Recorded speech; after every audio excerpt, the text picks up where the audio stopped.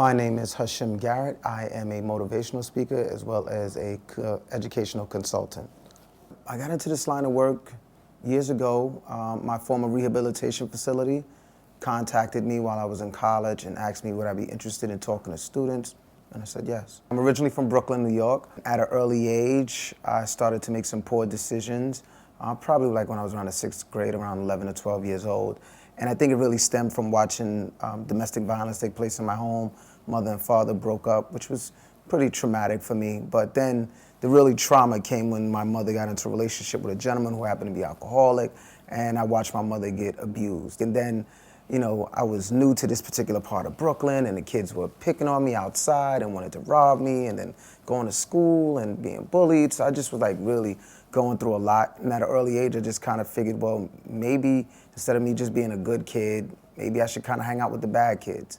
If I hang out with them, they'll leave me alone. And it was kind of like just my own little adolescent way of thinking this is my protection. You know, I didn't feel comfortable going to the police. I didn't feel comfortable with running and telling mommy. My dad wasn't really nearby. And I just figured out on my own, if I hang out with the bullies, then they won't bully me. I was shot 6 times at point blank range, laid on the ground for half an hour. My friends actually played a role in me getting shot. One of them wanted me to get killed. I noticed like after I was shot, I was really consumed with anger.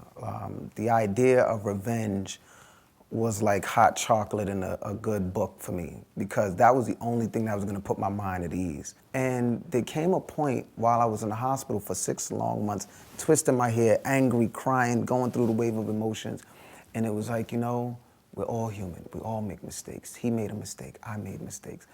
I need to find it in my heart to forgive this kid. And I was 15. I didn't know me making that small little decision was going to have a rippling effect for the rest of my life.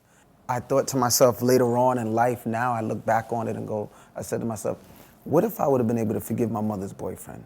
What if I would have been able to forgive those kids in my school that were bullying me? What if I was able to forgive, you know? It's a certain kind of power, a certain amount of courage that comes with letting something go. And that's one of the messages that I've really been trying to share with kids. It's so important to let things go. It's so important to look at things from different angles. You know, sometimes I share with kids that the bully is going through something. There's a quote, a phrase I always like to share with kids: hurt people hurt people.